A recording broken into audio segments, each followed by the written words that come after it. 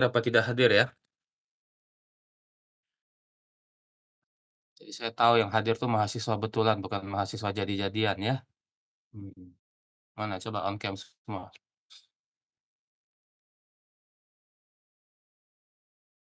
Assalamualaikum warahmatullahi wabarakatuh. Teman-temannya yang lain tolong diingatkan lagi untuk segera masuk ke Zoom ya. Pertama, eee, saya mohon maaf karena akhirnya kok jadi Zoom di hari Sabtu ya, padahal saya minta waktunya tidak untuk Zoom, tapi untuk kita offline. Tapi oleh Korta diberikan waktu saya di Sabtu,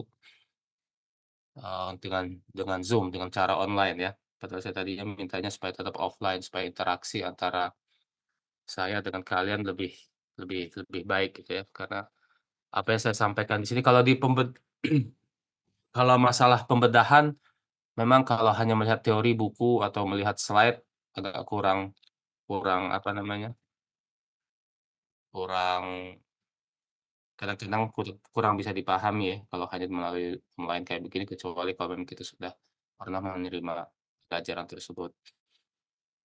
Ya, eee, sudah online semua sudah on cam semua ya? Baik, saya mulai ya hari ini ya.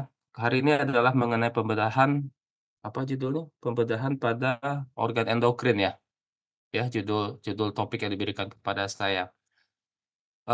Namun untuk hari ini, mengenai topik ini, kita fokus kita hanya pada organ tiroid ya, karena sebetulnya, organ endokrin banyak ya, selain tiroid ada juga adrenal, ada pankreas gitu ya.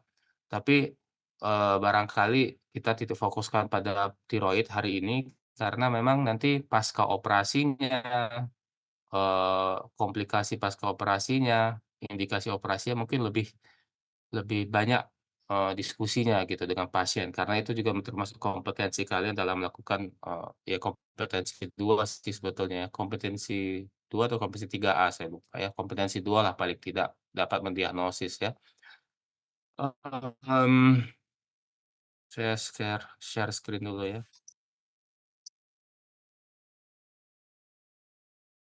Iya, eee, nggak mau nih, udah slideshow ya, udah ya? Sudah belum? Coba lagi awal. Sudah belum? Siapa ketua angkatan siapa? Ketua angkatan siapa? Nggak ada ketua angkatan? Halo? Bisu? Halo? Halo? Nggak kedengeran ya? Halo Dok, Iya, iya Dok, dengar nggak suara saya? terdengar Dok, Ya, siapa? Namamu siapa? Muhammad Atala Dok, Muhammad panggilannya siapa? Atala, Atallah, ya. Kamu yang mewakili teman-teman ya kalau saya bertanya ya. Oke ya, baik Dok, eee, jadi pembedahan pada nodul tiroid ya.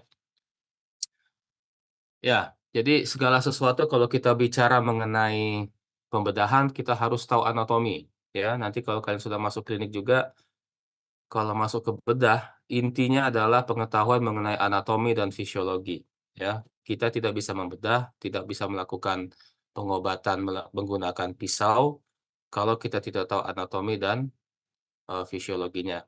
Saya kira ini kan mungkin udah mulai mendekati kuliah terakhir ya, jadi di kuliah-kuliah awal mungkin ini sudah pernah diterangkan, tidak akan saya bahas terlalu mendalam lagi. Oh ya, satu lagi, slide yang saya tampilkan tidak semuanya berisi tulisan lengkap ya, sebagian adalah dengan apa yang saya sampaikan secara lisan. Jadi tolong kalau saya bilang ada catat, catat ya, karena mungkin nanti akan keluar pada saat ujian, blok, ya. Baik, jadi seperti mungkin sudah kalian dapat di awal-awal blok 13 ini bahwa glandula tiroid ya, adalah suatu glandula endokrin yang berada posisinya ya secara topografi anatominya berada di setinggi, kartilago trakea yang kedua, ketiga, ya. Terdiri atas lobus kiri dan kanan dan isthmus, ya, isthmus di antaranya ya, penghubung antara lobus kiri dan kanan. Kemudian, glandula tiroid ini ditumpangi oleh glandula paratiroid, ya. Kalau kita lihat dari sisi posteriornya ada 4, 2 di superior, di pool superior, dan 2 di pool inferior, atas dan bawah, ya.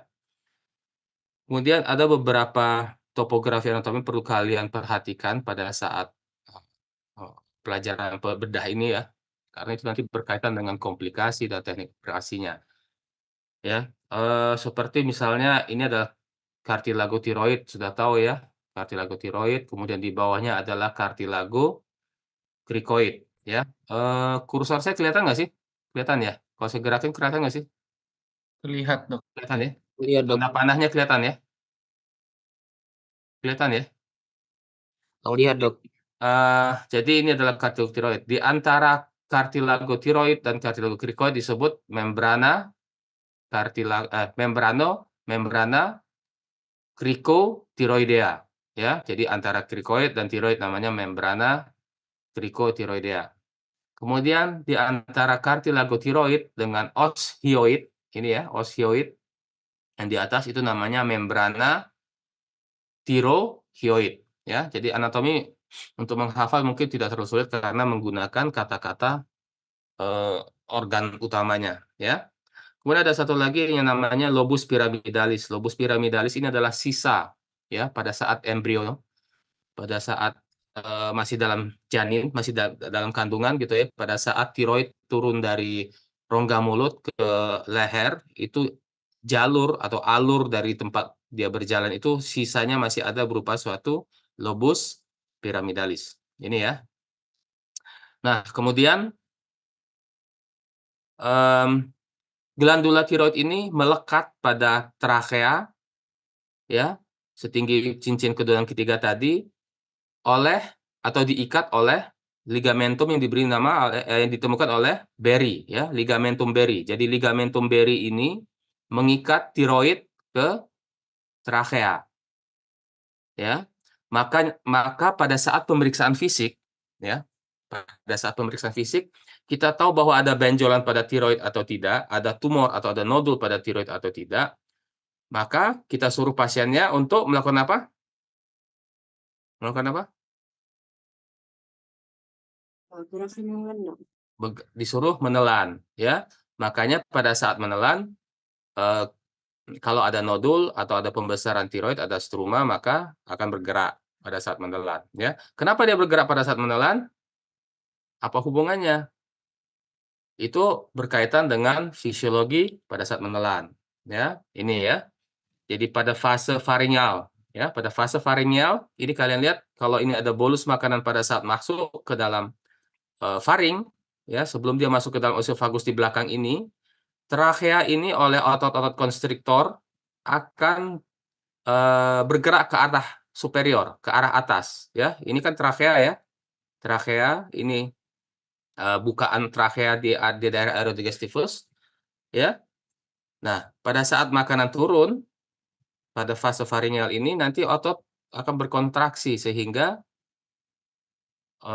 apa namanya, trakeanya akan bergerak ke atas, ya, sehingga bukaan trakea yang di arah superior ini, ya, lihat nomor 3 akan tertutup oleh epiglotis, ya, sehingga makanan akan lewat akan masuk esofagus dan tidak akan masuk ke dalam trakea, sehingga pasien tidak akan tersedak pada saat makan. Inilah kenapa pada saat kita melakukan pemeriksaan fisik, kita instruksikan pasiennya untuk melakukan atau menginstruksikan pasien untuk melakukan, menelan, ya. Sehingga pada pemeriksaan fisik akan terlihat nodulnya akan bergerak ke atas, ya, ini ya. Nah, ini ada beberapa, gambar mengenai vaskularisasi. Kita tahu bahwa organ tiroid adalah organ yang kaya akan vaskularisasi. Dia akan diperdarahi oleh 2, arteri utama. Yang pertama adalah ini ya, superior kita pakai bahasa Latin ya, arteri superior tiroidea, ya, yang ini ya, yang merupakan cabang dari arteri carotis externa, ini ya, di pool atas, dia akan masuk pool atas. Kemudian yang kedua adalah arteri tiroida inferior, ya, yang masuk ke pool inferior, ya, adalah cabang dari truncus tirocervicalis, ini ya. Perhatikan bahwa antara kiri, ya, yang kiri ini sisi kiri ya, dan ini kanan, beda ya. Lihat, beda. Yang sebelah kanan itu dari arcus aorta itu keluar trunkus brachiocephalika, baru bercabang menjadi subclavia dan apa ini? Carotis communis, ya. Sedangkan kalau yang sebelah kiri, carotis communis kirinya langsung bermuara dari arcus aorta dan subclavia langsung bermuara dari aorta, arcus aorta, ya. Kalau yang kanan tidak, dia adalah cabang dari trunkus brachiocephalika. Jadi yang kanan brachiocephalika dulu, baru dia cabang subclavia dan carotis communis. Sedangkan yang sebelah kiri dia langsung bercabang dari arcus aorta yang carotis communis dan subclavia. Nah, satu lagi tidak selalu ada, ya, tapi kadang ada arteri tiroidea ima, ya, yang masuk memperdarahi glandula tiroid pada ismus. Ini ya, tidak selalu ada. Dia adalah cabang langsung dari brachiocephalika, ya. Pada saat operasi kalau ditemukan adanya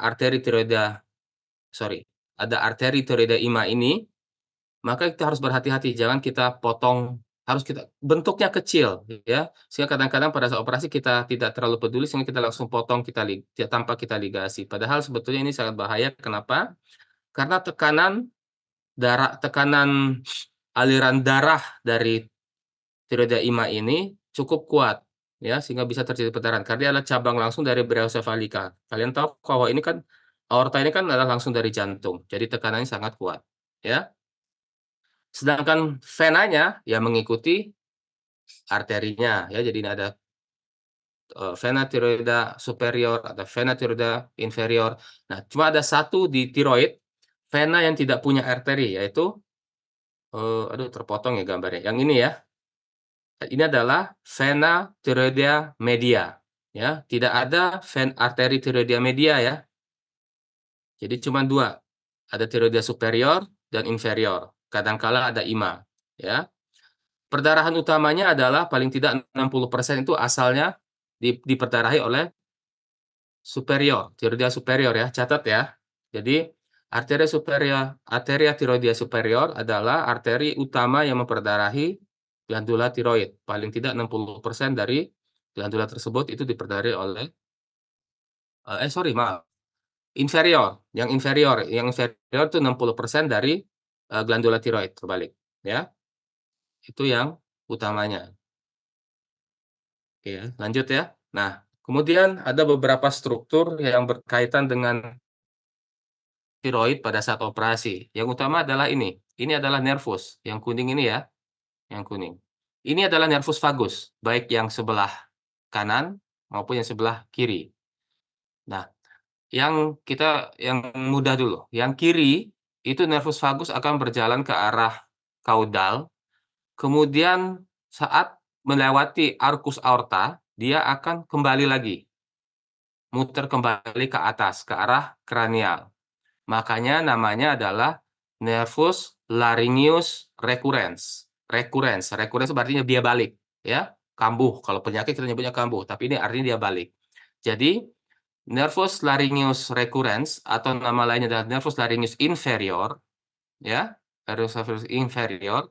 Ini nanti berjalan di, catat ya, sulcus tracheoesophageus, ya, tracheoesophageal. Di sulcus tracheoesophageal, ya, di antara trachea dan osofagus. Dia berjalan di situ. Ya, jadi yang sebelah kiri dia akan nervus vagus, kemudian akan bercabang jadi nervus laryngeus. Yang inferior akan memutar di arcus aorta. Yang sebelah kanan nervus laryngeus recurrens-nya, ya, jadi dari nervus vagus dia akan memutar di trunkus brachiocephalika, atau mungkin ada sebagian di arteri subclavia muter balik. Baru dia masuk ke sulcus tracheoesophageus, ya.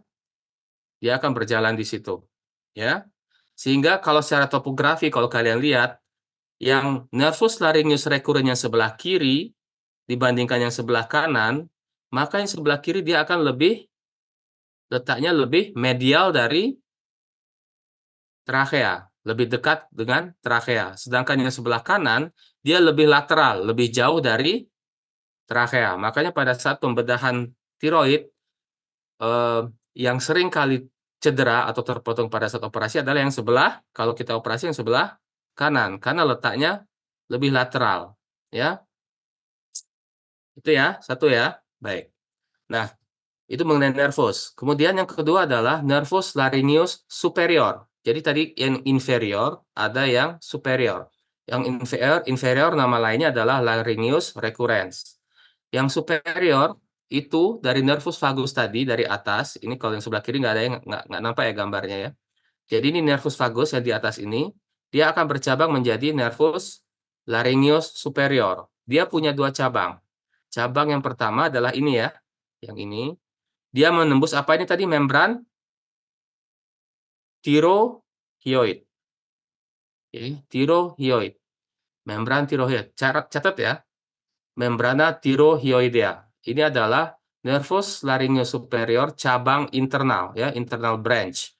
Dia mempersarafi, catat, dia mempersarafi mukosa dari larynx. Mukosa dari larynx ya.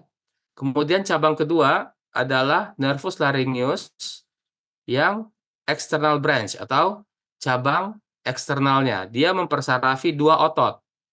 Ya, otot pertama adalah ini, musculus pharyngeal inferior constrictor pharyngeus inferior. Sorry, kita pakai bahasa Latin aja ya. Musculus constrictor pharyngeus inferior. Yang ini, ya. Kemudian yang kedua adalah musculus cricothyroidea. Ya. Ada dua otot yang dipersarafi, ya. Musculus constrictor pharyngeus inferior dengan musculus cricothyroidea. Jadi yang superior bercabang dua, cabang interna, cabang eksterna. Ya, jadi nervus vagus di daerah leher ini ada dua cabang, nervus laryngeus superior dan nervus laryngeus inferior. Superior bercabang dua, interna menembus apa tadi? Menembus membrana tirohioid. Kemudian cabang kedua mempersarafi otot, ya, mempersarafi otot yaitu musculus constrictor pharyngeus inferior dengan musculus cricothyroidea, ya. Artinya kalau yang yang internal dia kan mukosa. Mukosa itu kan bukan otot, berarti dia sifatnya sensorik nanti, ya. Sedangkan yang otot berarti dia sifatnya motorik, ya. Nah, tadi saya lupa, kalau yang nervus laryngeus inferior, nervus laryngeus recurrens, dia mempersarafi otot-otot intrinsik dari larynx, ya, yang menggerakkan pita suara, plica vocalis, yang menggerakkan plica vocalis. Jadi nervus laryngeus recurrens ini mempersarafi otot-otot intrinsik laring yang menggerakkan plica vocalis, ya. Masuknya di mana? Yang ini, yang recurrent laryngeal nerve ini dia nanti masuk di sini, yang tadi, yang membran ini, masuk lewat sini, membran cricothyroidea. Ya, dia masuk ke situ untuk mempersarafi otot-otot intrinsik dari larynx, ya, yang menggerakkan plica vocalis. Nah, itu anatomi, sekilas anatomi ya. Nah, kemudian mengenai nodul tiroid. Apa itu nodul tiroid? Yaitu lesi yang berada dalam kelenjar tiroid yang secara radiologis berbeda dengan jaringan parenkim tiroid sekitarnya. Ya, seperti pada gambar ini. Jadi namanya nodul adalah ada tumor, ada benjolan yang bentuknya secara kasat mata, secara makroskopis maupun mikroskopis berbeda dengan jaringan normal. Kalau di USG seperti ini ya. Kelihatannya kalau yang ini namanya nodul. Ini yang putih, yang hiperechoik ini dibandingkan yang isoechoik, yang jaringan normal ya, ini disebut nodul. Kalau pada saat kalian lihat pada entah CT scan, entah USG gitu ya, semua ya warna ya dalam tanda kutip, warnanya sama, tidak ada perbedaan warna seperti ini, berarti dia cuma membesar. Itu namanya pembesaran secara diffuse. Kan ada dua ya, pembesaran tiroid ada dua, difusa dan noduler. Ya noduler ya ini, yang disebut noduler yang seperti ini. Sedangkan difusa kalau kalian lihat pada imaging, pada USG atau CT scan itu tidak ada nodul, ya tidak akan nampak perbedaan parenkim jaringan tiroidnya. Kalau ini kan parenkim jaringan tiroid yang normal, yang ini yang abnormal, itu namanya nodul. Mau sebesar apapun atau sekecil apapun, kalau dia berbeda namanya nodul. Tapi kalau dia mau tidak ada nodul seperti ini, berarti dia pembesaran secara diffuse. Nah, dan ada beberapa istilah yang disebut sebagai insidentaloma, artinya nodul sebetulnya pada saat pemeriksaan fisik tidak teraba, tapi kebetulan pada saat USG atau pemeriksaan radio yang lain ketemu gitu ya. Itu biasa kalau kita ketemu pasien-pasien yang menjalani MCU ya, itu sering ketemu yang seperti ini. Jadi secara fisik, secara subjektif pasien tidak ada keluhan, pada pemeriksaan fisik juga tidak ditemukan adanya nodul, tapi pada imaging ditemukan nodul ya. Nah, sebelum kita lakukan pembedahan, ya namanya pembedahan, tidak semua pasien harus kita bedah gitu ya. Kita harus tentukan dulu, ya ini kira-kira apa ya indikasi untuk melakukan pembedahannya. Yang sering muncul adalah pertanyaan, apakah ini suatu keganasan atau ini jinak, maligna atau benigna. Pada umumnya, ini secara umum ya, walaupun tidak selalu. Pada umum kalau lebih dari 1 cm, itu ada potensi yang lebih besar untuk terjadinya suatu keganasan. Walaupun tidak selalu ya, apalagi kalau kita di Indonesia masih ada namanya endemic goiter. Udah dapat belum ya? Dari siapa dapatnya endemic goiter? Di daerah-daerah yang masih kekurangan yodium, ya. Itu bukan karena keganasan, tapi karena memang kekurangan yodium. Ya, besar-besar ya, sebesar bola pingpong, kadang bola kasti gitu ya besarnya. Namun, apabila ukurannya kurang dari 1 cm, bukan berarti kita tidak boleh melepaskan kecurigaan kita terhadap suatu keganasan.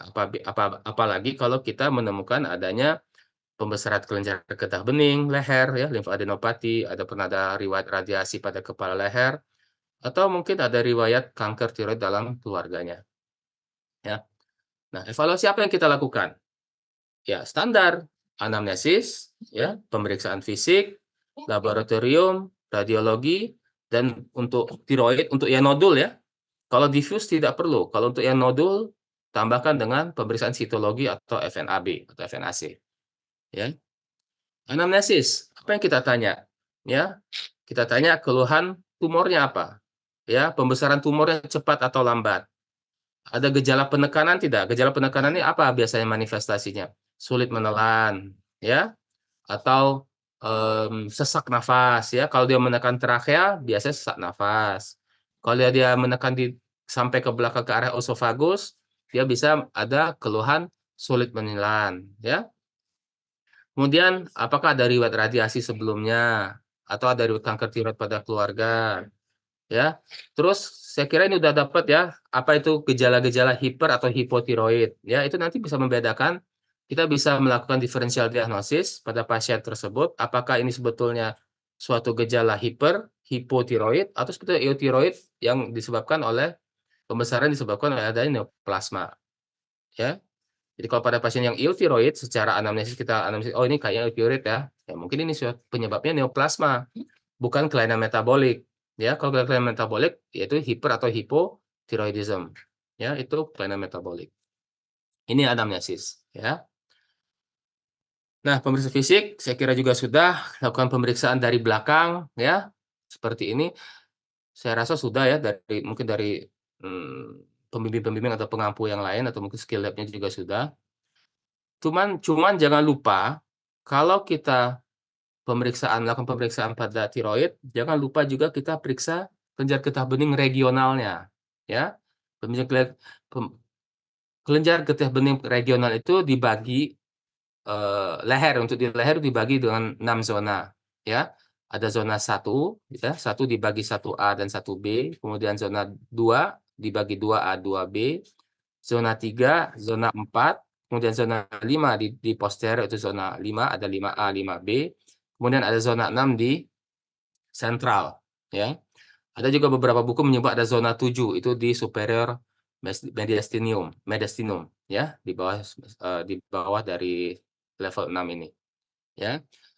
Hanya saja kalau pada keganasan pada tiroid, ya, kalau terjadi penyebaran kelenjar getah bening itu dia menyebarnya di level 2, 3, 4, dan 6. Kadang-kadang bisa ditemukan di 5, tapi jarang. 5 Itu ketemu kalau misalnya sudah di level 4 sudah ada penyebaran. Nah, itu kita harus hati-hati bahwa di level 5 juga ada. Ya, tapi yang utama aliran limfatik utamanya adalah di level 2, 3, 4, dan 6. Ya.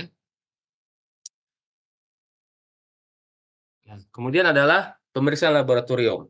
Pemeriksaan laboratorium yang utama adalah kita periksa TSH dan free T4.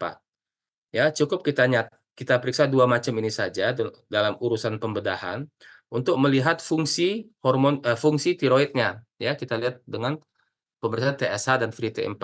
Apakah pasien itu hipertiroid, hipotiroid, atau eutiroid. Yang bisa kita operasi, yang kita lakukan pembedahan adalah yang eutiroid. Ya, kalau hiper atau hipo sebaiknya kita lakukan pengobatan dulu. Ya, kita normalkan dulu menjadi eutiroid. Yang menjadi patokan bahwa ini adalah eutiroid yang mana? TSH atau free T4 yang pertama kita lihat? Atau dia hiper atau hipo? Yang mana yang menentukan? Pemeriksaan yang mana yang menentukan yang pertama? Yang kita lihat terlebih dahulu yang pertama. FT4, Dok. Free T4. Ada pendapat lain? TSH, Dok. Ya cuma 2 ya. TSH. Ya, jadi kalau kita mau lihat fungsi hormonnya, pertama kita lihat TSH-nya dulu. Kalau TSH-nya normal, berarti dia pasti kemungkinan besar, bukan pasti. Kemungkinan besar adalah eutiroid. Ya. Karena biasanya kalau dengan TSH-nya normal, free T4 juga biasanya normal. Ya. Tapi kalau dia hipertiroid, kalau TSH-nya rendah, berarti dia, kalau TSH-nya rendah apa? Hipertiroid, Dok. Hipertiroid. Ya. Berarti kalau TSH rendah, berarti dia hipertiroid. Otomatis feedback mekanismenya adalah free T4 menjadi tinggi. Betul nggak? Kalau TSH-nya rendah, free T4 pasti tinggi. Ya. Sedangkan pada hipotiroid adalah kebalikannya. Pada hipotiroid TSH-nya tinggi, free T4-nya rendah. Tapi ada beberapa kondisi di mana TSH-nya misalnya rendah, tapi free T4-nya normal. Ada. Ya, itu namanya hipertiroid yang subklinis atau sebaliknya. TSH-nya tinggi tapi free T4-nya normal. Itu namanya hipotiroid subklinis. Ya, catat ya. Nah, jadi kita mau menentukan bahwa fungsi hormonnya hiper, hipo, atau eutiroid adalah pertama kita lihat TSH-nya dulu. Ya. Tiroglobulin dalam menentukan bahwa ini suatu keganasan apa tidak, itu tidak direkomendasikan. Karena selama ada jaringan tiroid, biasanya dia bisa meningkat.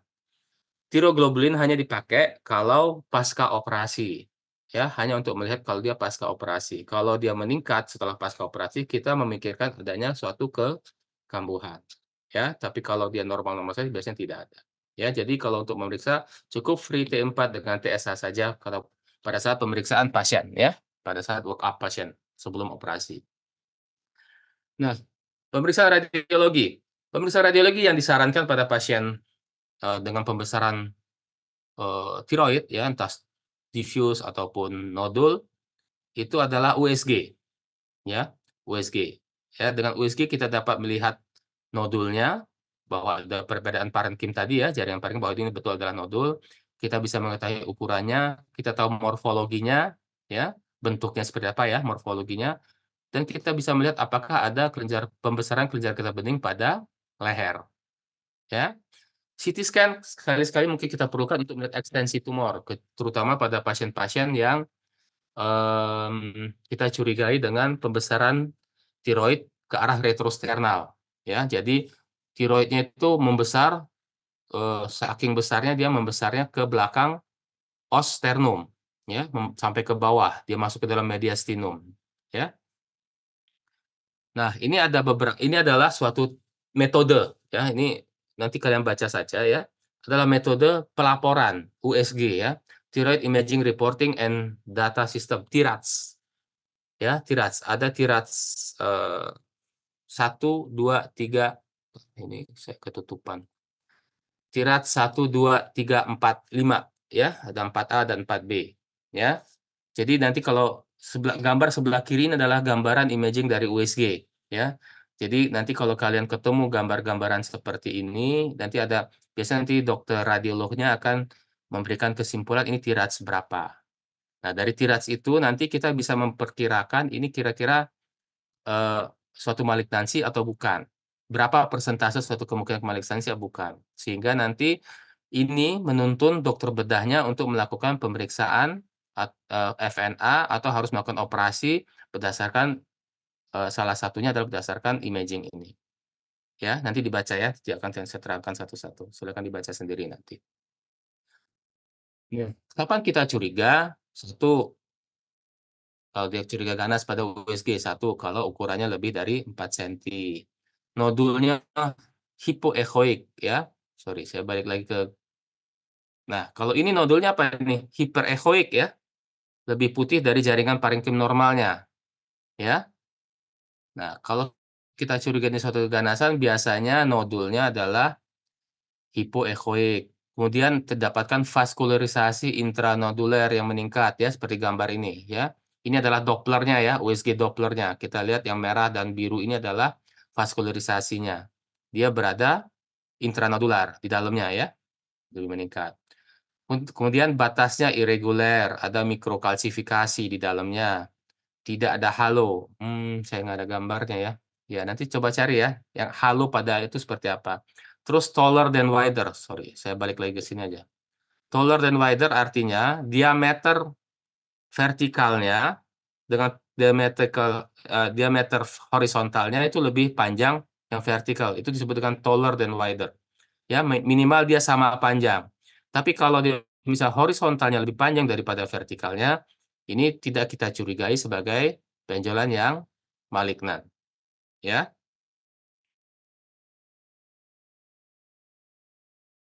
Oke.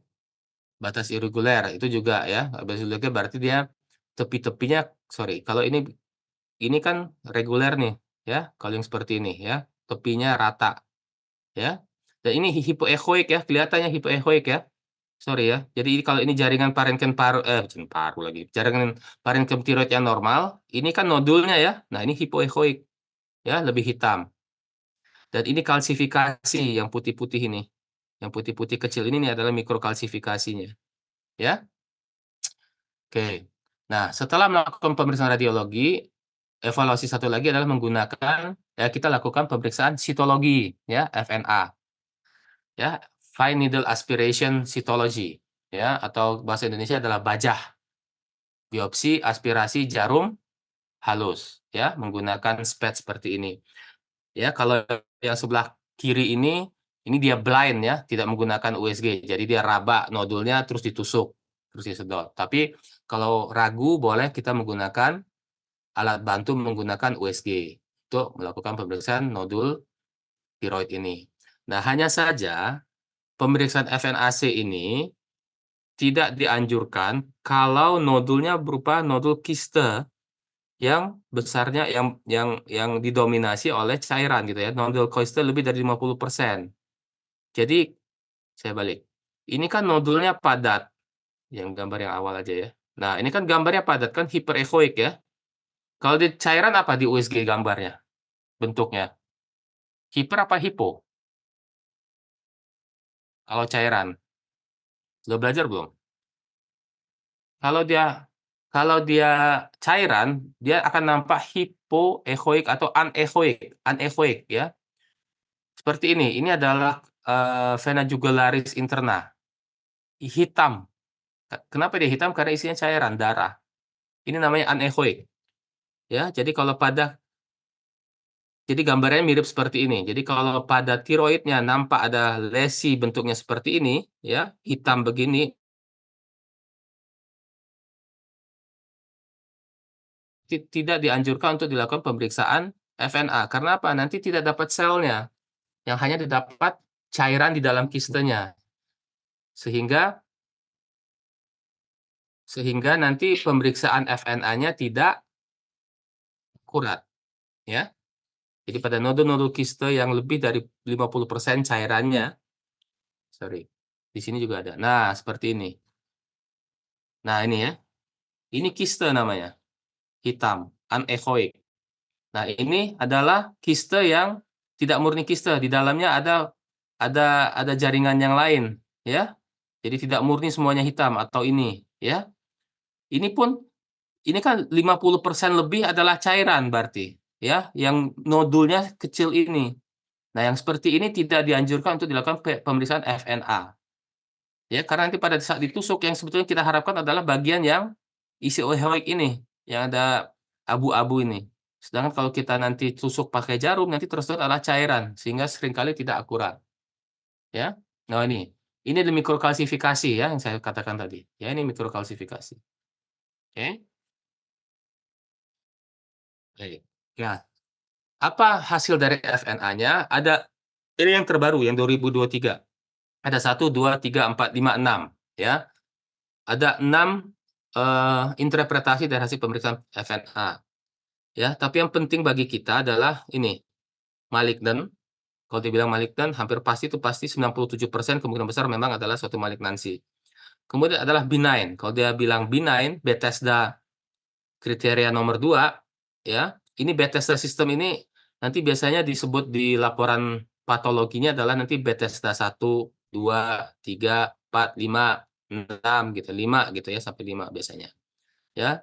Kalau dia bilang Bethesda 1 berarti dia benign, berarti kemungkinan suatu keganasan cuma 4%, ya, rata-rata cuma 4%, ya. Sedangkan yang malignan, kalau dia dinyatakan malignan, hampir pasti selalu malignan. Terus ada satu lagi yang namanya follicular neoplasma. Nah, kalau dia menyatakan follicular neoplasma, catat ya, ini tidak bisa ditentukan ini jinak atau ganas, ya. Untuk menentukan suatu nodul tiroid itu jinak atau ganas pada tipe yang folikular, ya, itu kita harus lihat apakah ada invasi dari kapsul atau invasi dari pembuluh darah. Nah, itu tidak bisa kita lihat pada pemeriksaan sitologi, karena kita kan cuma menyedot ya, menarik, mengaspirasi dari sel, tidak bisa melihat struktur jaringannya. Sehingga kalau keluar hasilnya follicular neoplasma, itu berarti belum bisa ditentukan ini jinak atau ganas, ya. Nah, oke. Sekarang kita ngomong itu tadi FNA, ya, FNA. Ini agak menyimpang sedikit, tapi ini harus saya sampaikan, bahwa kanker tiroid itu berdasarkan patologi anatominya paling tidak dibagi atas 3. Well differentiated, moderately differentiated, dan poorly differentiated thyroid carcinoma. Ya, jadi ada berdiferensiasi baik, berdiferensiasi sedang, dan berdiferensiasi buruk. Artinya apa? Catat ya. Artinya apa? Diferensiasi ini menyatakan apakah sel tumornya itu mirip dengan sel asalnya. Jadi kalau well differentiated, artinya si sel tumor karsinoma tiroidnya tersebut masih mirip dengan sel asalnya, sehingga secara fisiologi dia juga berfungsi seperti sel asalnya. Ini nanti berkaitan dengan pengobatan. Kalau yang moderately, ya mirip-mirip, tapi sudah mulai tidak mirip lagi ya, sedang-sedang saja. Sedangkan yang poorly differentiated, itu sama sekali tidak mirip dengan sel asalnya, ya. Kalau yang well differentiated itu adalah ada 2, papiler dan folikuler, ya, diingat ya. Well differentiated thyroid carcinoma ada 2, papiler dan folikuler. Tipe papiler dan tipe folikuler. Perangai biologisnya yang papiler itu bermetastasis secara limfogen. Jadi kalau kalian ketemu ada pembesaran tiroid, periksa fisik, oh ini ada pembesaran kelenjar getah bening ya di daerah lehernya. Selain pembesaran tiroid, berarti ini kemungkinan suatu karsinoma tiroid papiler. Sedangkan yang karsinoma tiroid folikuler itu perangai biologisnya adalah metastasis secara hematogen dan paling sering metastasisnya ke tulang pipih. Tulang pipih contohnya apa? Kalvaria ya. Jadi sering kalau ketemu ada benjolan di leher, struma gitu ya, nodul di tiroid, kemudian ketemu ada benjolan di kepala, di kalvaria. Nah, itu biasanya atau di tulang clavikula atau di tulang sternum atau di tulang mana lagi yang pipih? Skapula ya. Jadi di kalvaria, skapula, clavikula, sternum, itu kalau ada benjolan pada pasien tersebut, berarti ini kemungkinan adalah suatu karsinoma tiroid yang tipe folikuler. Sedangkan yang moderately differentiated contohnya adalah karsinoma tiroid medulare. Ya. tapi asal selnya bukan dari sel folikuler tiroid, tapi dari sel parafolikuler tiroid. Nanti cari ya, yang mana disebut parafolikuler tiroid atau sel C kita biasa sebut. Dan ini biasanya berkaitan dengan suatu sindroma, ya, MEN, singkatannya MEN, multiple endocrine neoplasia. Ya, nanti cari ya. Saya nggak tahu apakah sudah diberikan apa belum. MEN singkatannya ya, multiple endocrine neoplasia. Ya, salah satunya adalah karsitoma tiroid medulare. Kemudian terakhir adalah poorly differentiated carcinoma, thyroid carcinoma. Jadi ini berdiferensiasi buruk. Jadi kalau kita lihat selnya di bawah mikroskop, maka bentuk selnya itu tidak mirip sama sekali dengan sel asalnya. Dan biasanya pada pasien ini di terapinya dengan radioterapi di sinar ya, radioterapi eksternal. Ya, ini ya diingat-ingat. Nah, jenis operasi apa yang bisa kita kerjakan pada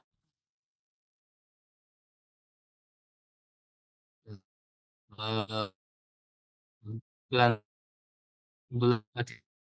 tiroid. Eh, eh, hmm, Kita paling enggak lobektomi, kita hanya mengambil di lobektomi dextra. Ini namanya lobektomi. Kalau ismolobektomi berarti satu lobus beserta ismus. Berarti ini lebih luas lagi ke arah sini ya. Jadi ismus dan lobusnya diangkat. Dan kita tidak mengangkat paratiroid ya. Paratiroid harus ditinggalkan, tidak boleh diangkat pada saat operasi tiroid. Nanti ada di slide saya berikutnya akan saya terangkan kenapa. Ya. Kemudian ada namanya subtotal tiroidektomi. Ini adalah subtotal tiroidektomi ya. Jadi kita mengambil sebagian besar dari tiroid dengan hanya meninggalkan jaringan kurang lebih 4 sampai 7 gram.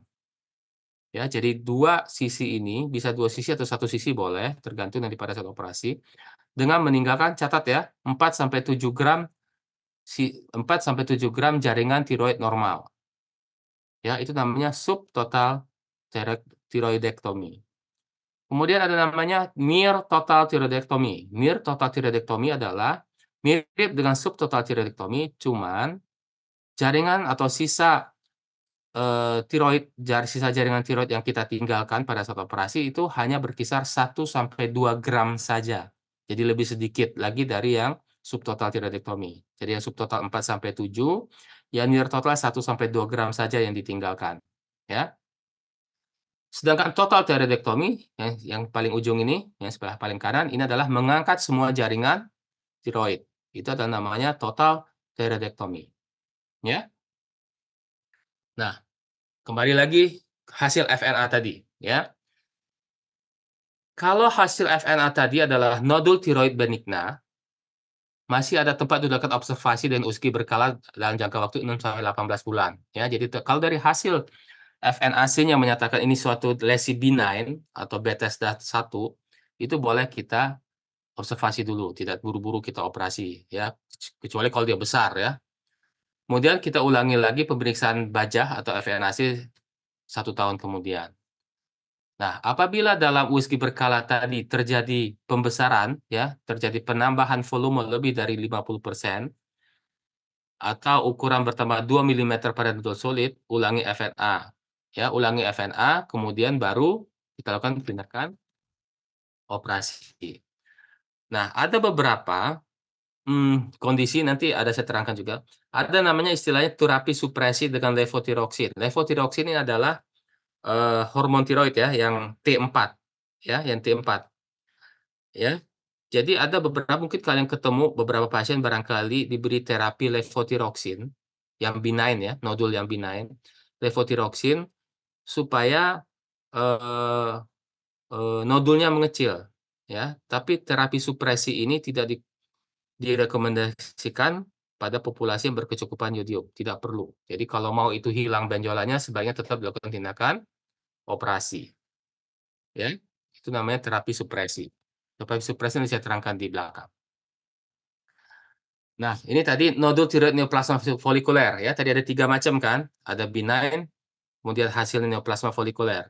Ya, di sini tidak bisa dituntut apakah ini suatu lesi yang jinak atau ganas karena tidak bisa mengidentifikasi apakah sudah terjadi invasi ke kapsul atau ke pembuluh darah. Ya, kalau dia Cina, harusnya tidak ada invasi kapsul, tidak ada invasi pembuluh darah. Kalau dia ganas, harus ada invasi kapsul dan atau invasi pembuluh darah. Baru kita bisa menyatakan bahwa neoplasma folikuler ini ganas atau Cina. Dan itu tidak bisa kita lihat pada pemeriksaan FNAC. Jadi, kalau pasien itu sudah ada hasil neoplasma folikuler, jadi yang pertama kita kerjakan adalah lobektomi saja. Kita ambil saja satu lobus. Tapi apabila nodulnya lebih dari 4 cm, sangat besar, ya, kemudian ada riwayat dalam keluarga, ada riwayat radiasi ataupun nodulnya bilateral, sebaiknya kita lakukan tiroidektomi total atau near total tiroidektomi. Ya, karena pada kondisi-kondisi seperti ini, risiko untuk terjadinya suatu malignansi itu meningkat. Ya, ini kalau kita hasil FNA-nya dinyatakan suatu neoplasma folikuler. Nah, bagaimana kalau hasilnya menyatakan bahwa ini suatu malignansi, jadi hasil FNA-nya menyatakan maligna. Ya, kita lakukan tiroidektomi total atau near total, ya. Dengan operasi ini memperbaiki survival pada kelompok-kelompok yang low risk atau high risk. Yang mana disebut low risk, high risk nanti saya jelaskan di belakang. Ya. Apabila hanya melakukan lobektomi saja, jadi kalau misalnya ada nodul di sebelah kanan, kita hanya lobektomi kanan saja, untuk terjadi rekurensi itu 24% dan resiko mortalitasnya 49%. Makanya dianjurkan lebih baik tiroidektomi total atau near total, ya. Namun dalam beberapa guideline itu masih bisa dipertimbangkan hanya lobektomi, tapi dengan kriteria-kriteria berikut ini, ya. Nodulnya kecil di bawah 1 cm, kecuali pada kelompok usia di atas 45, termasuk golongan yang low risk rekurensinya, unifokal, jadi hanya ada satu benjolannya, ya. Termasuk yang karsinoma papiler tiroid tanpa riwayat keluarga dan radiasi, dan tidak ditemukan pembesaran kelenjar getah bening. Jadi kalaupun pasien tidak mau menjalani operasi total tiroidektomi, kriterianya ini, ya, di bawah 1 cm, low risk, unifokal, tipe papiler yang tidak ada riwayat keluarga atau radiasi, dan tidak adanya pembesaran kelenjar getah bening. Itu masih boleh dipertimbangkan lobektomi. Di lain kriteria ini, kecuali dari kriteria ini, maka harus dilakukan total atau near total tiroidektomi. Nah, ini ada terapi non operatif. Sebetulnya bukan istilah non operatif, ini adalah terapi-terapi pasca operasi sebetulnya, ya. Jadi terutama pada pasien-pasien yang total tiroidektomi, ya. Artinya apa? Pada pasien total tiroidektomi berarti kan glandula tiroidnya tidak ada lagi. Kalau tidak ada lagi artinya tidak ada organ yang menghasilkan hormon tiroid. Artinya apa? Artinya harus ada pengganti hormon. Ada ada terapi pengganti hormon, ya. Ada dua macam pemberian dosisnya. Ada yang disebut dengan dosis supresi, ada yang namanya dosis substitusi. Pada umumnya, pada pasien-pasien yang dengan kanker tiroid, kita berikan dosis supresi. Apa yang dimaksud dengan dosis supresi adalah dosis pemberian levotiroxin dengan besaran dosis yang bisa mensupresi harga atau level atau nilai normal dari TSH, ya. Jadi pemberian dosis supresi adalah pemberian dosis levotiroxin sampai level TSH-nya itu di bawah normal. Itu namanya dosis supresi. Otomatis berarti free T4-nya sedikit naik. Jadi seperti orang hipertiroid. Tapi dibuat karena kita berikan dosis yang lebih besar pada pasien tersebut. Ya, itu disebut dosis supresi. Jadi dosis supresi adalah dosis pemberian levotiroxin biasanya sekitar 100 mikrogram, ya. Dosis supresi pada pasien tersebut agar TSH-nya menjadi rendah di bawah nilai normal, ya. Sedangkan dosis substitusi adalah dosis yang kita berikan pada pasien supaya level TSH-nya itu masih dalam range normal, ya. Dalam range normal, bukan di bawah normal. Substitusi ini biasanya pada pasien-pasien yang sebetulnya misalnya pada pasien-pasien dengan nodul tiroid yang jinak, yang benign, tapi kebetulan ada di lobus kiri dan ada di lobus kanan. Apa boleh buat terpaksa harus kita total tiroidektomi. Tapi karena dia bukan suatu keganasan, kita berikan dosis substitusi, ya.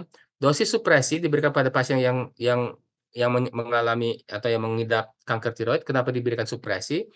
Karena, dengan pemberian dosis supresi ini kita bisa melakukan pencegahan kekambuhan, ya, bisa melakukan pencegahan kekambuhan. Kenapa? Karena kadangkala pada saat operasi bisa saja ada satu sel yang tertinggal atau mungkin sudah ada penyebaran ke tempat lain yang tertinggal yang tidak terdeteksi. Kalau pemberian hormon tiroidnya tidak sesuai dengan dosis yang ada, maka sel yang tertinggal itu akan berfungsi seperti sel tiroid normal, ya. Dia akan menghasilkan, hormon sehingga dia akan membesar kembali, terjadilah kekambuhan. Maka kita berikan dosis supresi, ya. Atau misalnya pada yang papiler misalnya, ini beberapa kejadian ada nih. Pada awal tidak terdeteksi ada kelenjar getah bening, mungkin subsenti. USG juga tidak nampak ada pembesaran, tapi barangkali sudah satu sel yang masuk ke dalam kelenjar getah bening regionalnya, ya. Tidak lakukan total tiroidektomi, tidak kita berikan dosis supresi. Tiba-tiba membesar kelenjar getah beningnya, ya, karena sel yang sudah menyebar ke kelenjar getah beningnya itu membesar karena, hormon tiroidnya berproduksi seperti biasa, ya. Kemudian yang kedua adalah radioablasi interna, RAI kalau kalian baca di jurnal ya, RAI. Itu kita menggunakan radioisotop yodium-131, ya. Ini ada 2 macam, ada yang diminum, ada yang disuntikan intravena. Ablasi interna ini hanya diberikan pada pasien-pasien yang rekurensi high risk, yang metastasis jauh, atau masih ada sisa jaringan tiroid pasca total tiroidektomi. Ya, jadi indikasinya 3 ini ya, pada yang high risk, metastasis jauh, sisa jaringan tiroid pasca total tiroidektomi. Nah, ada juga namanya radioterapi eksterna. Ini hanya diberikan pada pasien-pasien yang menderita karsinoma tiroid anaplastik. Ya, anaplastik ini kalau begitu ditemukan pada saat kita lakukan FNA, ternyata dia anaplastik, itu tidak kita kerjakan lagi operasi, karena rata-rata sudah infiltrasi ke jaringan sekitar, sulit untuk dilakukan pembedahan. Kemudian kedua juga, apa namanya, survival rate-nya juga rendah, ya. Biasanya dari pertama kali kita temukan, diagnosis tiroid anaplastik ini, biasanya 6 bulan dari situ biasanya sudah, meninggal. Ya, karena ini cepat sekali perjalanan penyakitnya. Dan terapi yang kita kerjakan hanya radioterapi eksternal. Nah, ini saya katakan tadi resiko rekurensi. Ada yang disebut low risk, ya, ada yang disebut dengan intermediate risk, ada yang namanya high risk, ya. Saya kira nanti dibaca saja ya, yang namanya low risk itu yang mana tidak ada metalokerogenal, seluruh tumor secara makroskopik terangkat, tidak ada invasi jaringan sekitar, bukan tipe histologi yang agresif, ya ada beberapa tipe histologi agresif di karsinoma tall cell, insular, kolumnar, tidak ada invasi vaskuler, dan pada saat dilakukan pemeriksaan radionuklir, itu tidak ada uptick dari yodium-131, ya, itu namanya low risk. Kemudian intermediate, ada mikroinvasi, ada meta KGB di bawah 3 cm, tipe histologi agresif, ada invasi vaskuler, dan pada pemeriksaan radionuklirnya ada uptake yodium-131. Yang high risk adalah apabila ditemukan invasi makroskopik, jadi sudah infiltrasi ke otot misalnya, ke pembuluh darah gitu ya, atau pada saat, operasi reseksinya tidak komplit, tidak terangkat semua, ada sisa jaringan. Kemudian pada pemeriksaan kita sudah temukan ada metastasis jauh. Kemudian pada pemeriksaan tiroglobulin, ya setelah pasca operasi kita cek tiroglobulinnya, ternyata tiroglobulinnya meningkat. Ya, ini resiko rekurensi. Ini adalah kriteria pada pasien-pasien resiko rekurensi. Nah, apa saja komplikasi operasi pada tiroid? Ya, pertama adalah obstruksi jalan nafas. Ya, obstruksi jalan nafas ini bisa beberapa penyebabnya. Pertama adalah hematoma. Hematoma itu artinya apa? Berarti pasca operasi, tidak lama dari pasca operasi terjadi perdarahan ulang, sehingga terbentuklah tumpukan darah di daerah leher yang akan bisa menekan trachea. Ya, hematom itu bisa menekan trachea sehingga terjadi sumbatan jalan nafas. Ini adalah emergensi. Apa yang dikerjakan? Ya kita harus buka jahitan operasinya lagi, kita evakuasi hematomnya. Ya, dan ini tidak main-main, ini bukan hitungannya jam, hitungannya menit. Jadi kalau di bangsal ketemu, ya di bangsal itulah kita buka jahitannya, kita evakuasi. Tidak ada kesempatan kita harus mendorong ke kamar operasi. Kemudian penyebab kedua dari obstruksi bisa adalah paralisis dari nervus laryngeus recurrens yang bilateral, ya, atau tracheomalacia. Nanti ada gambarnya ya. Nah, yang sebelah kiri dulu, ya. Ini kan vocal fold ya, plica vocalis. Yang normal ini kan harusnya terbuka seperti ini ya. Ya, pada saat kita bernafas, ini kan membuka, ya kan, keluar udara dari sini. Kalau kita berbicara, dia akan menutup. Kalau kita mengeluarkan udara, dia akan menutup, ya. Nah, tadi saya mengatakan bahwa nervus laryngeus recurrens itu mempersarafi otot-otot intrinsik dari larynx. Otot-otot intrinsik larynx itu adalah otot-otot yang menggerakkan plica vocalis, menggerakkan ini, ya, menggerakkan pita suara ini. Nah, apabila pada saat operasi, terutama yang total tiroidektomi, pada saat operasi nervus laryngeus recurrens-nya terpotong, otomatis plica vocalisnya akan tertutup. Normalnya posisinya adalah apa ini namanya? Abduksi, menjauhi garis tengah ya, namanya abduksi, ABD. Ya, abduksi. Nah, sedangkan pada saat kalau terjadi paralisis, maka ini akan menutup. Terjadi adduksi, ADD, adduksi dari plica vocalisnya sehingga dia menutup tracheanya, larinksnya tertutup sehingga jalan nafasnya menjadi tertutup. Ini terjadilah obstruksi jalan nafas. Ini juga tidak main-main, tidak hitungannya jam, hitungannya detik. Kalau ketemu seperti ini, paralisis kiri dan kanan begini, otomatis kita harus melakukan tracheostomi, ya, untuk pasien seperti ini, ya. Nah, itu yang kalau terjadi paralisis nervus laryngeus recurrens bilateral. Tracheomalacia. Tracheomalacia itu adalah kondisi di mana kartilago dari tracheanya itu menjadi tidak keras lagi ya, jadi lembut, ya. Normalnya dia harusnya begini, bulat ya, trachea kan bulat begini. Nah, kalau tracheomalacia karena misalnya biasa kita temukan, tidak selalu, tapi biasa kita temukan adalah pada pasien-pasien yang strumanya atau ya strumanya sudah lama, sudah 10 tahun, 20 tahun, besar-besar gitu ya. Sehingga tracheanya ini tertekan.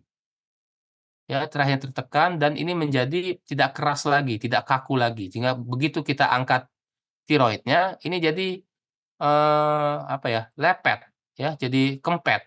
Sehingga jalan nafasnya menjadi menyempit. Nah, ini juga bisa menyebabkan obstruksi jalan nafas.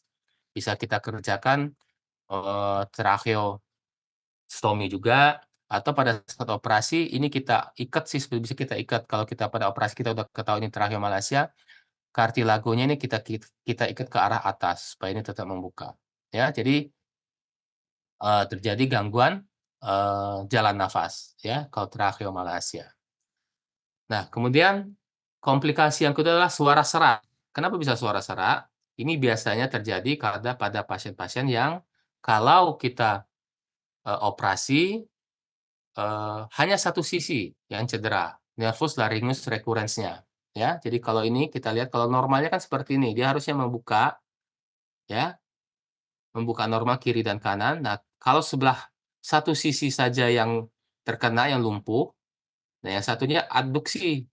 Nah, harusnya kan normalnya membuka, menutup secara sempurna. Ini kan nggak nutup sempurna, makanya suara yang akan dikeluarkan adalah suara yang serak, ya.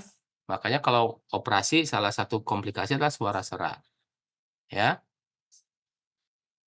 Kembali lagi. Nah, kemudian komplikasi yang lain adalah tersedak saat minum. Hanya pada saat minum, pada saat makan padat tidak tersedak, ya.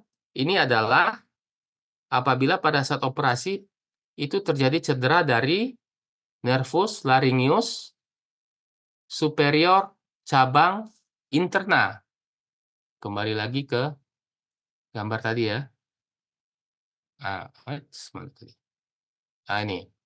Jadi ini adalah nervus laryngeus superior cabang interna.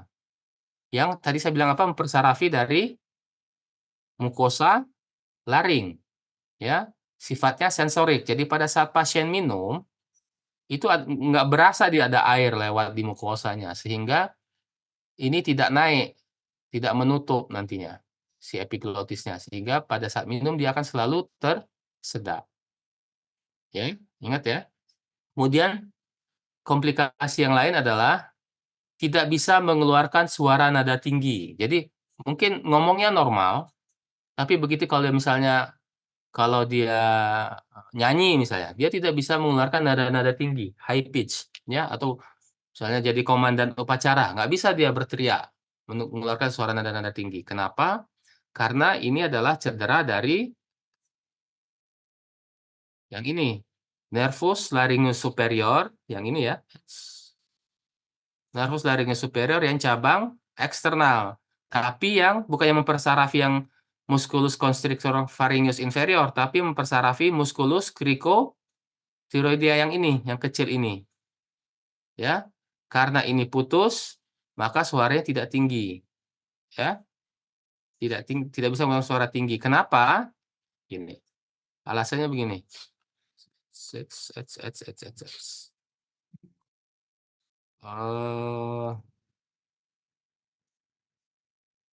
Nah, ini gambarnya ini. Jadi kalau ini musculus cricothyroid, ya, berarti cricothyroid, berarti origo berarti dari cricoid kan, insersinya di tiroid ya, begitu kan? Nomenklatur kalau kita ngomong soal otot, ya. Yang pertama itu adalah origonya, yang kedua adalah insersinya. Jadi yang bergerak adalah kartilago tiroid. Jadi kalau otot ini berkontraksi, si kartilago tiroid ini akan ditarik ke arah depan. Ya, ke arah depan. Ya normalnya dia harusnya ke belakang sini, yang garis putus-putus. Ya. Nah, pada saat dia ditarik ke arah depan ini, saat dia berkontraksi, si plika vokalis yang ini, yang garis lurus ini, akan menjadi tegang, lebih kencang. Ya, kalau dia tidak berkontraksi otot ini, maka dia akan balik, jadi plika vokalisnya menjadi kendor. Ya, kebayang nggak?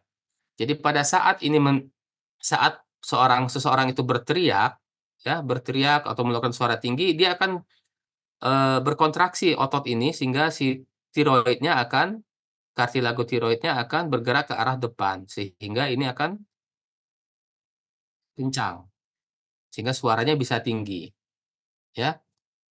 Sama lah kalau misalnya siapa yang suka main gitar, kalau kita puter senar gitarnya kencang, kan suaranya kan lebih keras dibandingkan kalau senar gitarnya kita kendorkan kan apa suaranya? Ya kendor, blebeb blebeb blebeb gitu ya. Nah, ini juga sama. Jadi kalau pada saat plika vokalisnya itu kencang, suaranya bisa keluar tinggi. Sedangkan kalau dia kendor, suaranya tidak bisa tinggi. Ya, seperti itu kira-kira. Ya. Kemudian terakhir adalah hipokalsemia. Nah, kenapa pada pasien-pasien operasi tiroid ini bisa terjadi hipokalsemia, terutama yang total tiroidektomi ya, total tiroidektomi, hipokalsemia. Kenapa? Karena pada saat operasi, tadi saya sudah bilang, kalau melakukan operasi tiroid tidak boleh mengangkat kelenjar paratiroidnya. Ya, harus dipertahankan karena ini, karena glandula paratiroid ini mengatur metabolisme kalsium. Glandula paratiroid ini akan mengeluarkan paratiroid hormon. Paratiroid hormon ini akan menyebabkan paling tidak ada 3 organ. Ingat ya, tulang, ginjal, usus. Usus ini tidak secara langsung. Yang secara langsung adalah tulang dan ginjal. Tulang, apa yang terjadi pada tulang? Akan terjadi resorpsi kalsium dan fosfor. Akibat resorpsi, jadi kalau PTH-nya atau paratiroid hormonnya meningkat, terjadi resorpsi. Jadi akan dilepaskan kalsium dari tulang sehingga kalsium dalam serum akan meningkat. Di ginjal apa yang terjadi? Di ginjal kalau ada peningkatan paratiroid hormon, terjadi reabsorpsi dari kalsium. Reabsorpsi, jadi diabsorpsi kembali kalsiumnya sehingga masuk lagi ke dalam plasma, masuk lagi dalam serum. Sehingga kadar kalsium serumnya menjadi meningkat. Ya. Kalau di usus, ya, ini tidak secara langsung. Tadi di ginjal ada terbentuk 1 alfa hidroksilase. Ini nanti akan membantu dengan bantuan vitamin D juga ya, ini ada vitamin D, akan membantu absorpsi kalsium di usus. Jadi yang kita makan dari makanan itu akan diabsorpsi oleh usus, sehingga akan meningkatkan kalsium serumnya. Itu fungsi dari paratiroid hormon. Nah, apa yang akan terjadi kalau misalnya glandula paratiroid akan terangkat keempat-empatnya pada saat operasi? Maka tidak akan terjadi reabsorpsi kalsium, tidak akan terjadi reabsorpsi kalsium, tidak akan terjadi absorpsi kalsium di dalam usus. Artinya nanti kadar kalsiumnya akan rendah, ya. Apa tanda-tandanya? Tanda awal yang sering dirasakan pasien adalah parestesia ujung-ujung jari tangan dan kaki. Parestesia kesemutan ya. Jadi pasca operasi harus ditanya, "Pak, Bu, kesemutan nggak ujung-ujung jari kakinya?" "Enggak, Dok." Oke, kalau dia bilang kesemutan, ya berarti ada, eee apa namanya, hipokalsemia, ya. Nah, kalaupun misalnya parestesianya belum nampak, ada beberapa pemeriksaan yang, apa namanya, yang bisa dikerjakan untuk mencari apa ada nggak ya hipokalsemi ini, ya. Ini ada di neuro sih ini ya, di social study dan Trousseau ini, ya. Ini saya ada coba cari. Nah ini, jadi kalau social science itu kita ketuk, ya, diketuk di daerah zingoma. Yang diketuk itu adalah nervus 7 ya, nervus facialis, ya. Kalau dia hipokalsemi, maka dia akan berkedut-kedut otot di wajahnya itu, di daerah mata atau di daerah bibirnya nih, sudut bibirnya, ya. Itu adalah Chopstead sign. Atau Trousseau sign, ini juga lakukan pemeriksaan, kita lakukan, kita pasang tensimeter di atas, sistoliknya selama 3 menit, ya. Nanti jarinya akan membentuk seperti ini, aduksi carpopedal spasm ini jadi ya, aduksi dari jempol, fleksi metacarpal joint, ekstensi dari intervalang, flexion dari pergelangan tangan, ya. Jadi kalau dilihat tuh seperti gini nih, gimana? Bisa lihat nggak kamera saya ya? Gimana nih? Nah, gini. Nah, begini ya. Nah, jadi dia begini nih kayak kayak, ya begini, 2 jari ketemu 2 jari begini, ya. Kelihatan nggak sih? Nggak kelihatan ya? Ya beginilah, ya begini. Jadi nanti begini dia bentuk jarinya, ya. Dan ini khas, jadi kalau kalian ketemu pasien bentuk jarinya seperti tangannya kayak begini, kiri dan kanan begini, berarti ini kemungkinan adalah hipokalsemi, ya. Mau dia dimanipulasi dengan tensimeter apa tidak, kalau dia ada yang terjadi spontan, ya bisa spontan, ada yang tidak, ya.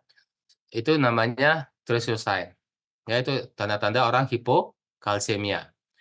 Mmm, Tata laksananya pada orang hipokalsemia ya namanya hipo, berarti kita harus berikan, kalsium sebagai tambahannya, ya. Kita kasih suplemen kalsium sampai nilai kalsiumnya normal ya, yang kita periksa nanti kalsium serum boleh, kalsium, apa namanya, satu lagi tuh kalsium apa, kalsium di dalam serum dan kalsium ion, sorry, kalsium ion juga boleh diperiksa. Kalau itu nilainya rendah, berarti kita kasih suplemen kalsium untuk mengatasi, hipokalsemianya, ya.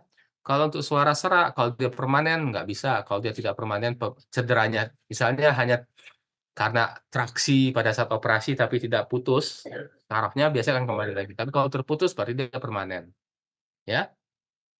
Untuk yang kedua, ketiga, dan keempat ini. Bisa permanen, bisa, tidak permanen. Oke, saya rasa selesai. Baik, ada yang mau ditanyakan tidak?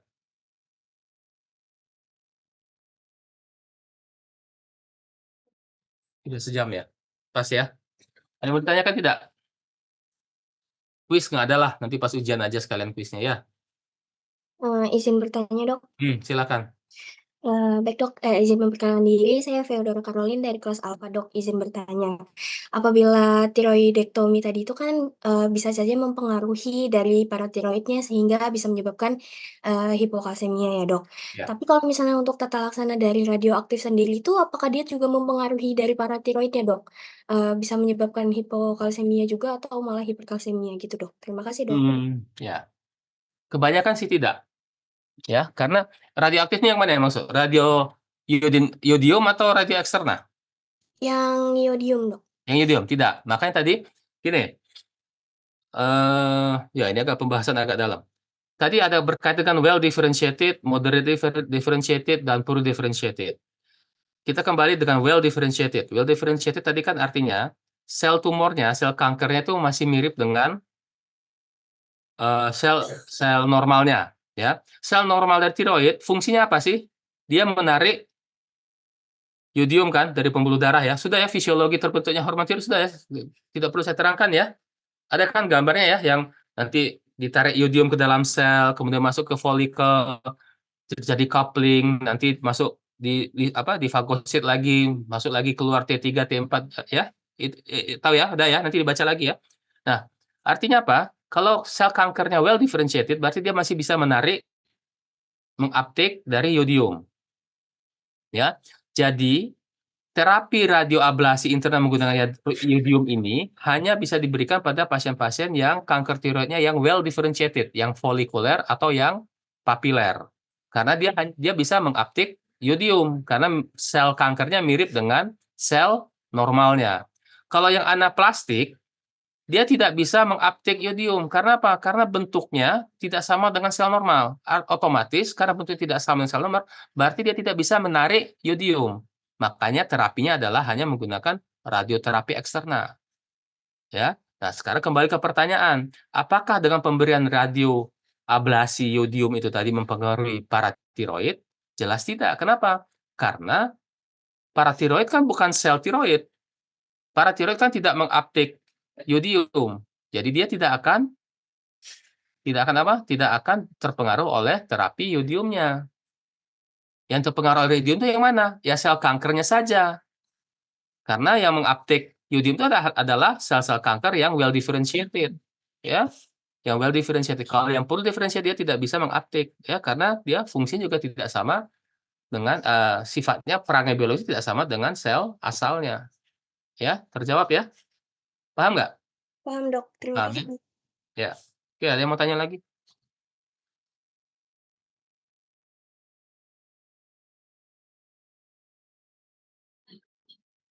Ada yang mau tanya lagi nggak?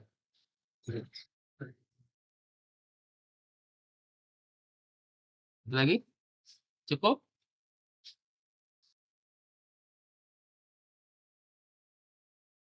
Cukup? Cukup? Oh, cukup? Nggak? Izin bertanya, Dok. Ya, silakan. Tadi kan dokter menjelaskan bahwa ada prosedur pembedahan itu tuh total tiroid tadi tuh harus ditinggalkan yang si paratiroidnya. Nah itu tuh gimana, Dok, supaya si paratiroidnya nggak ikut angkat pas operasi? Ya, oke. Oke, itu pertanyaan teknis operasi. Ya, teknis operasi. Artinya ya boleh nanti kalian pas klinik kalian boleh lihat. Ini udah teknis ya. Teknis tidak saya berikan pada saat sekarang. Teknis operasi dari tiroid itu adalah kita harus mengidentifikasi pertama pada saat kita buka kita lihat tiroid. Glandula tiroidnya kita lihat. Kemudian pertama kita identifikasi pembuluh darah dulu pada saat kita lakukan operasi. Ya. Arteri tiroidea superior, arteri tiroidea inferior itu kita potong, digasi, kita ikat. Itu dulu yang kita kerjakan. Setelah itu, nanti baru pelan-pelan, makanya tadi saya bilang, kita harus tahu topografi anatomi. Ya, paratiroid, tapi nggak saya tampilkan ya, ada sebetulnya gambarnya. Nanti pas kalian masuk klinik dan saya tunjukkan. Paratiroid superior dan inferior itu secara topografi anatomi itu ada lokasi-lokasinya. Ya, itu nanti ada kriteria menurut Yang. Bukan kriteria, topografi menurut Yang. Nanti coba cari ya. Jadi topografi letak-letak glandula paratiroid itu menurut Yang. Yang apa Chang? Chang deh kalau salah. Yang apa Chang? Saya lupa namanya.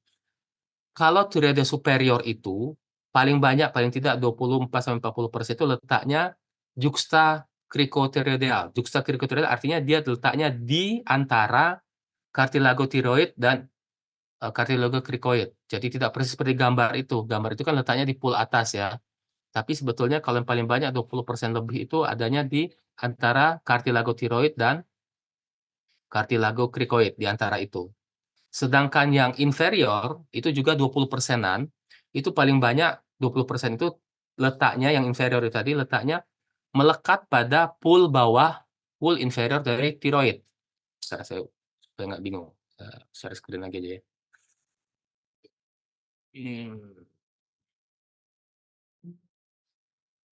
Nah ini, ya. Jadi pool atas ini, itu paling sering sebetulnya letaknya di sini.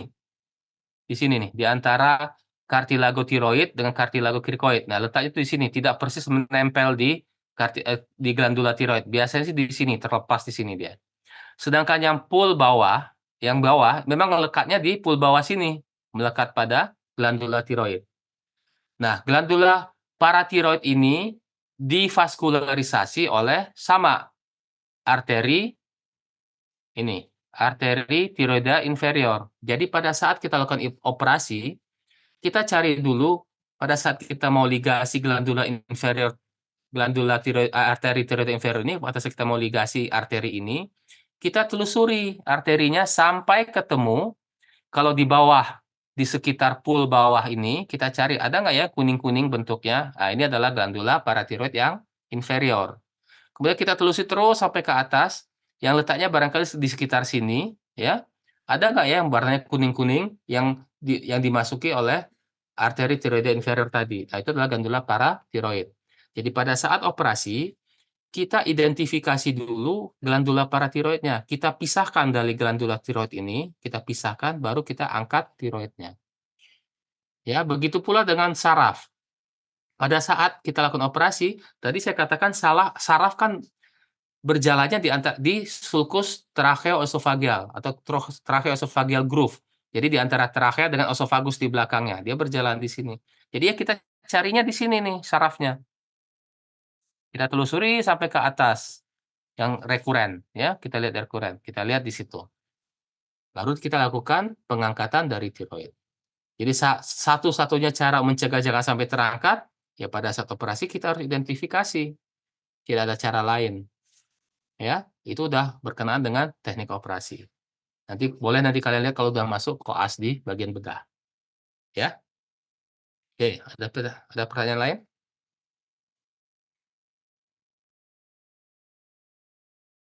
Izin bertanya, dokter. Ya, silakan.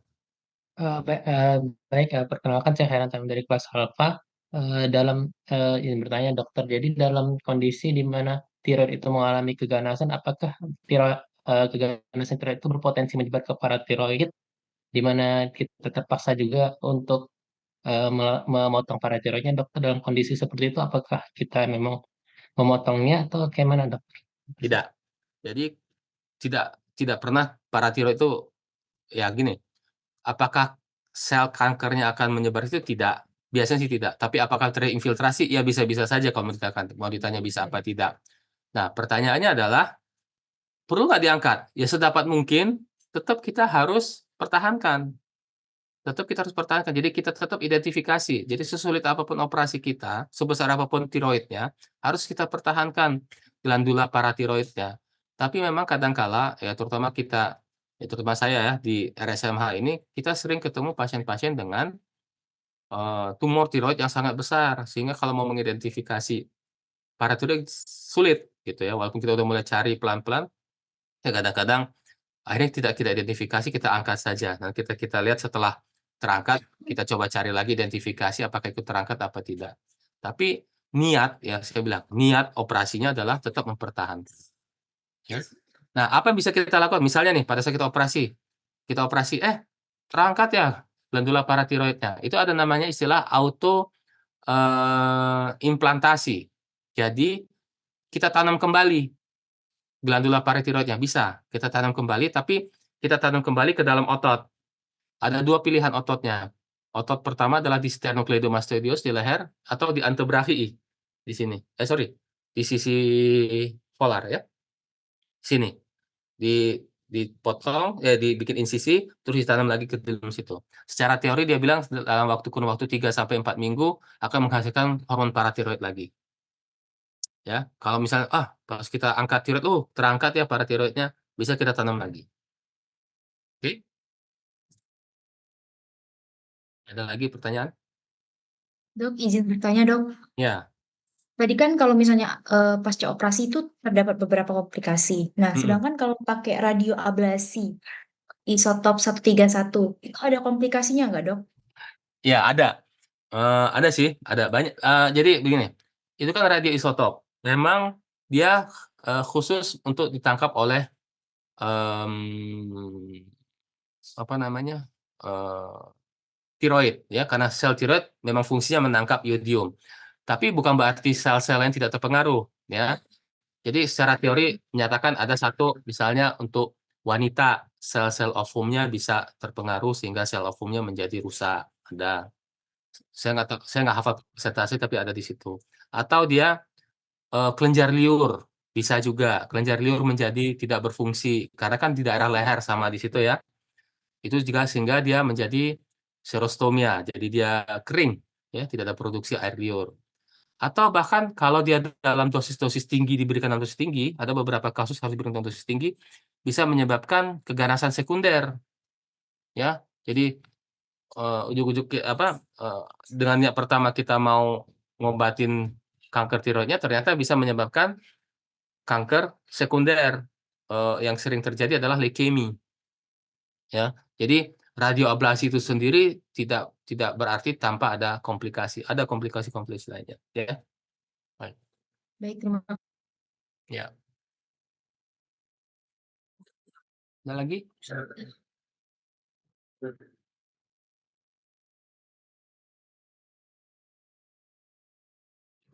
Ada lagi mau tanya?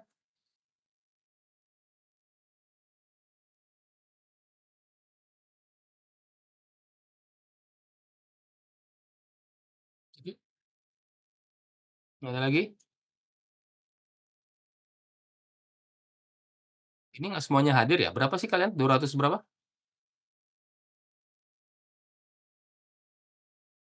Berapa kalian?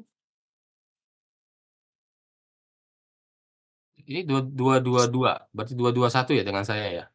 Seluruhnya berapa? 239. Oh, ada yang nggak hadir ya? Nggak masuk ya? Ya, oke lah. Ya, hari gini aja ya. Apa yang saya terangkan tadi kan tidak semua ada di slide ya, karena saya nggak bisa semuanya saya turunkan di slide, bisa tuliskan di slide. Jadi ada beberapa saya bilang tadi catat, tolong dicatat. Mungkin saja nanti saya keluarkan di soal ujian nanti. Ya. Ada pertanyaan lagi? Yang kurang jelas?